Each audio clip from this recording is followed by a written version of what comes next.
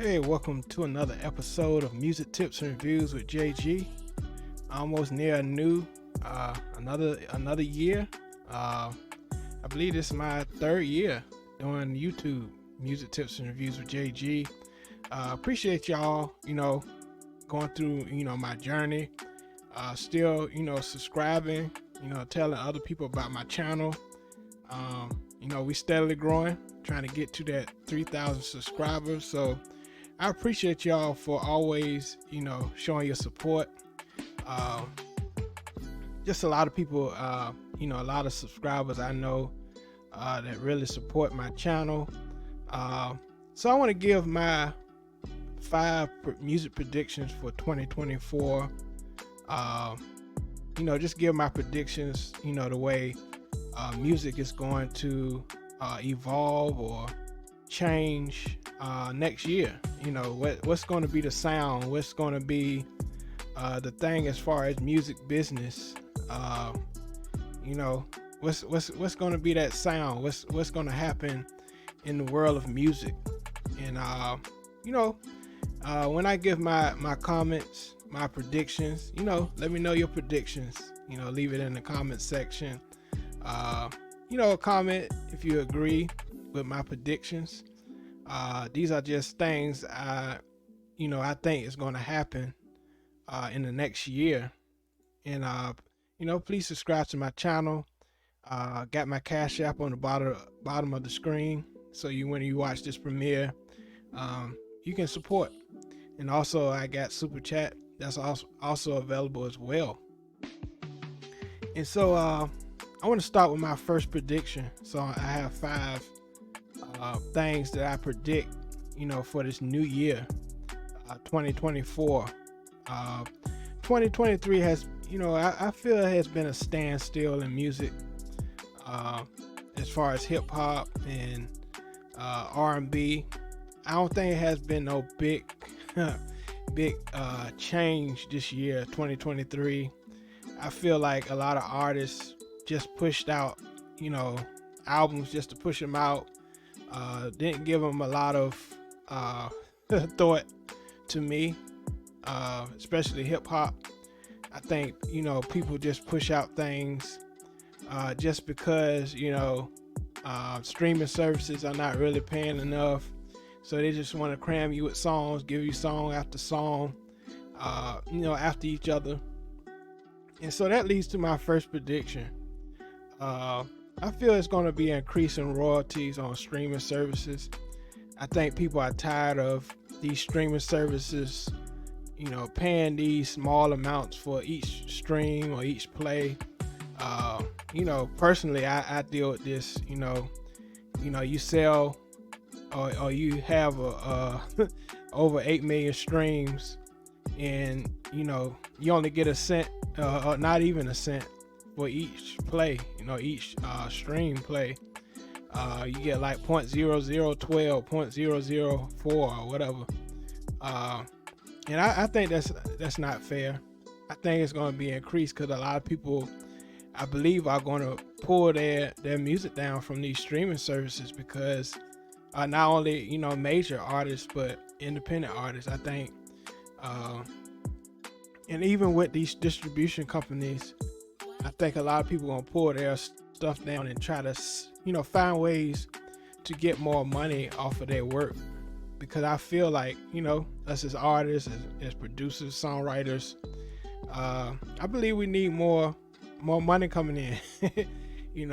A lot of artists selling like 1 million streams and still working, 9 to 5, still working at Burger King, and they selling, 1 million streams or 1 billion streams sometimes. And you're not really getting enough money, especially if you're cutting it with a songwriter, cutting it with a producer. I think it's unfair.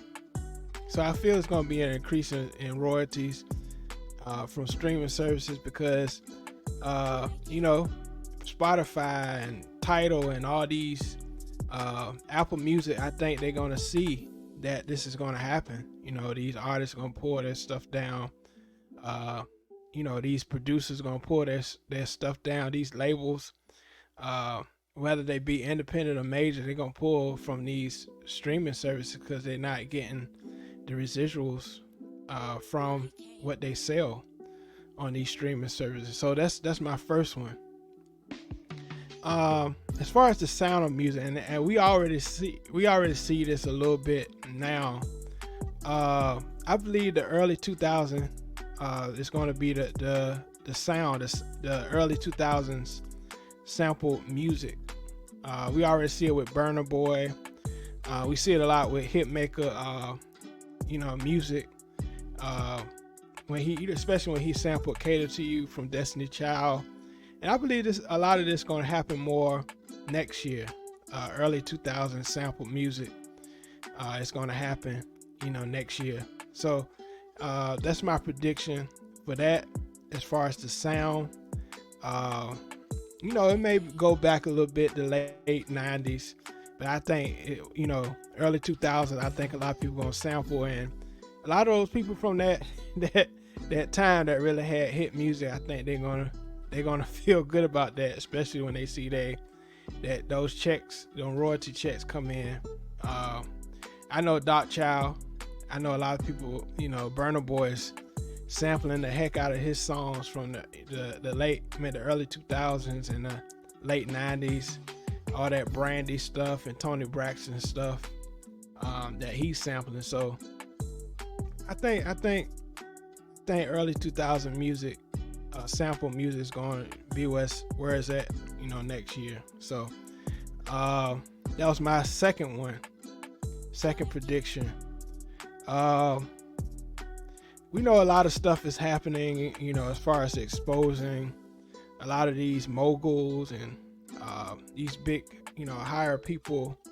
But along with that, I feel a lot of artists gonna feel like they don't really need to be signed to a major label. They see how all these, people, in higher places in the industry is really taking advantage of these artists. Even, having them sign NDAs to, disclose things that happen to them. And so I feel people going, a lot of artists, producers, songwriters, they're going to distrust, they're not going to trust